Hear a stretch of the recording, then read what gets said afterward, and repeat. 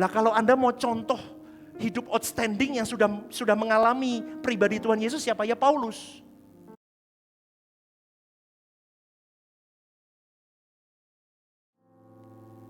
Habel beri yang terbaik, outstanding. Henok beri yang terbaik, outstanding. Nuh beri yang terbaik, outstanding. Abraham beri yang terbaik, outstanding. Mereka berprestasi semua. Hari ini orang Kristen harusnya lebih dari mereka. Inilah prestasi manusia-manusia yang beriman, yaitu orang-orang yang melakukan kehendak Allah. Heran saya kalau Anda tidak terbeban dengan jiwa-jiwa itu, heran saya. Hari itu Nuh pun juga berjuang untuk bisa menyelamatkan, tapi mereka tidak mau diselamatkan ke bahtera itu. Dan orang-orang hebat ini yang berprestasi ini demi melakukan kehendak Allahnya, dia kehilangan segala sesuatunya. Hidup mereka hanya melakukan kehendak Allah. Hanya itu, hanya dia, hanya engkau Bapa, hanya engkau berani bertaruh. Kenapa orang sampai bisa bertaruh? Karena dia sudah beriman dengan benar. Dia paham ini. Dia mengerti responnya harus sampai di kelas-kelas tertinggi. Respon itu ada kelasnya Bapak Ibu. Sampai di puncak tertinggi. Baru orang bisa dikatakan segenap hidup untuk Tuhan. Paulus kan begitu. Paulus gak mungkin tiba-tiba langsung begitu, gak bisa. Berproses dia sampai di titik dia bisa berkata, hidupku bukan aku lagi, tapi Kristus yang di dalam hidupku. Mati adalah keuntungan. Itu berproses. Kristenmu harusnya begitu. Amin gak saudaraku? Amin gak saudaraku? Lah kalau Anda mau contoh hidup outstanding yang sudah mengalami pribadi Tuhan Yesus, siapa? Ya Paulus. Betul gak? Paulus kan sudah melewati zaman Yesus. Dia sudah mengerti pribadi Yesus dengan segala kematiannya. Dia seperti itu. Kristen harusnya bisa seperti Paulus itu. Hajar sampai dia dipasung. Saya ingat kalau di sekolah minggu dulu ada gambaran begini. Dia diborgol dengan kayu pasung. Tahu ya Bapak Ibu ya? Dimasukin, dikecrek begitu, dikunci. Tangannya diborgol juga, dikunci. Dia tetap memuji Tuhan. Dan di situ Tuhan bekerja sampai borgolnya bisa buka semua, pintu penjara terbuka. Itu kenapa? Bisa mengalami begitu semua, kenapa? Karena orang itu hidup dalam hadirat Allah.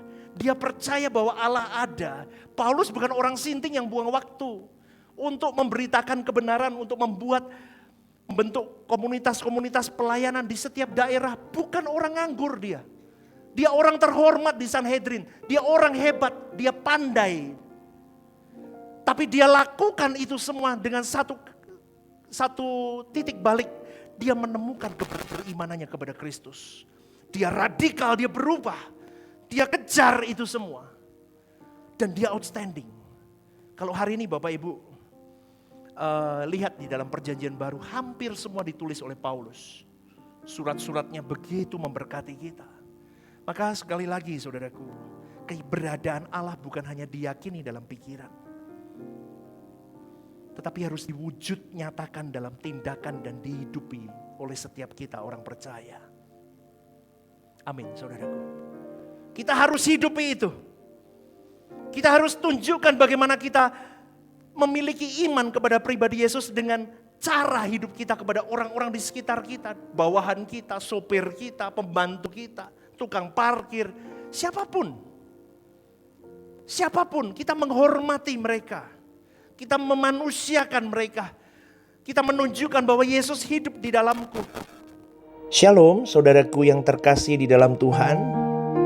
Ada program baru yang bernama Are You Okay? Ini adalah program yang memang diadakan bagi saudara-saudari yang rindu atau ingin didoakan. Mungkin saudara-saudari sedang mengalami pergumulan-pergumulan hidup yang sulit, yang berat, menghadapi masalah-masalah yang tidak mudah.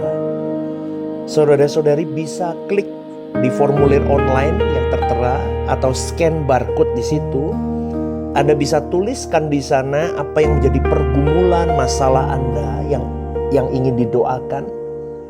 Tujuannya satu, Anda tidak merasa sendiri. Saya sendiri akan mendoakan beserta tim yang akan menangani ini. Saya akan mendoakan di dalam mesbah-mesbah doa kami.